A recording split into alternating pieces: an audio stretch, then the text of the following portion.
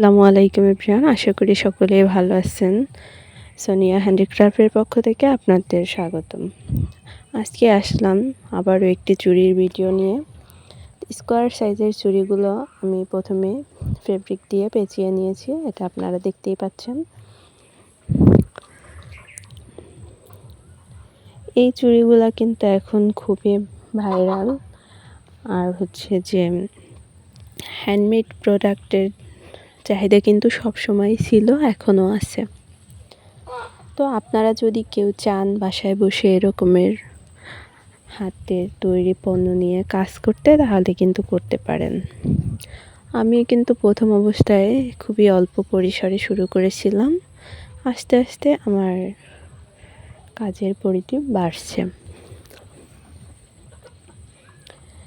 তো আপনাদের কাছে এরকমের বাসায় বসে হ্যান্ডমেড চুড়ি কাজ করতে কেমন লাগে অবশ্যই কমেন্ট করে জানিয়ে দেবেন। আর আমার মতো হ্যান্ডিক্রাফট নিয়ে কে কে কাজ করতেছেন এটা অবশ্যই বলে যাবেন।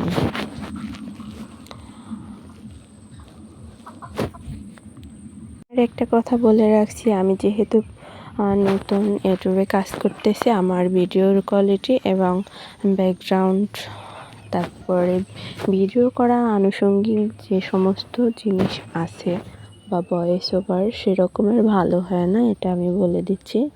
অনেকেই এসে কমেন্টে উল্টোপাল্টা কমেন্ট করেন, এটা ওটা বলেন, এটা কিন্তু ঠিক না। কারণ আমি যেহেতু নতুন ভিডিও বানাই, সেক্ষেত্রে আমার ভিডিওর কোয়ালিটি অতটা বেশি সুন্দর হয় না, সেটা আমি নিজেই বলি।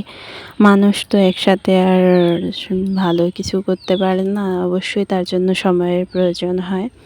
তো আমিও কিন্তু চেষ্টা করি ভালো ভিডিও করার, ভালো করে ভয়েস ওভার দেওয়ার, কিন্তু দেখা যায় যে অনেক সময় ব্যাকগ্রাউন্ডে অনেক নয়েজ হয়, তো সেগুলো আপনারা স্কিপ করে যাবেন।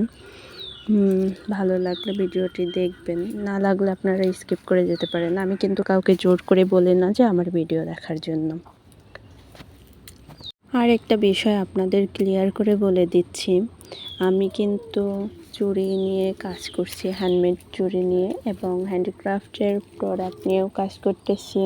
পুঁতির বিভিন্ন শপিস, কলমদানি, ফুলদানি এবং কাগজের বিভিন্ন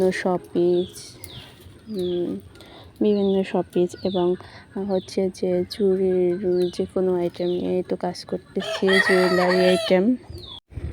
তো আপনাদের কোনো প্রশ্ন থাকলে কিন্তু অবশ্যই কমেন্ট করে জানাতে পারেন, উত্তর দেওয়ার চেষ্টা করব আমি যতটুকু জানি তার ভিতর থেকে।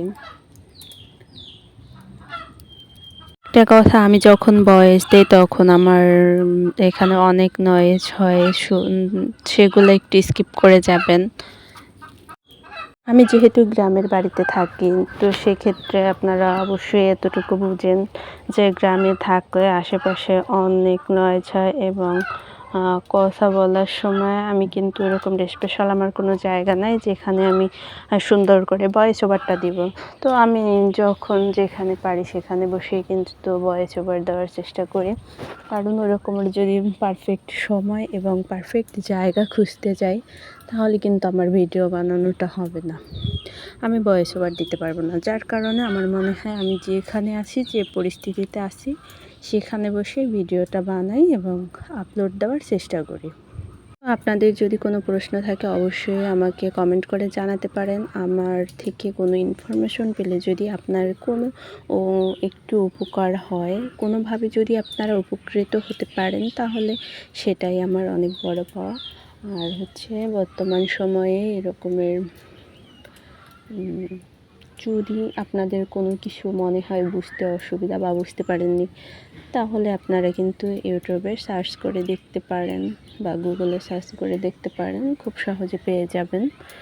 আর যদি বিজনেসের কোনো বিষয় আপনাদের আইডিয়ার প্রয়োজন হয়, তাহলে ইউটিউবে সার্চ করে দেখতে পারেন অথবা গুগলে সার্চ করে দেখতে পারেন। বর্তমান যুগে কিন্তু মানুষ এখন বসে থাকে না, একটা সময় ছিল মানুষ সারাক্ষণ ফোন নিয়ে ঘাটাঘাটি করতো, কিন্তু এখনকার সময় মানুষ বসে থাকে না, চায় কিছু না কিছু করতে, কাজ করে সময় পার করতে। আসলে বসে থেকে ওভাবে তো কিছুই হয় না।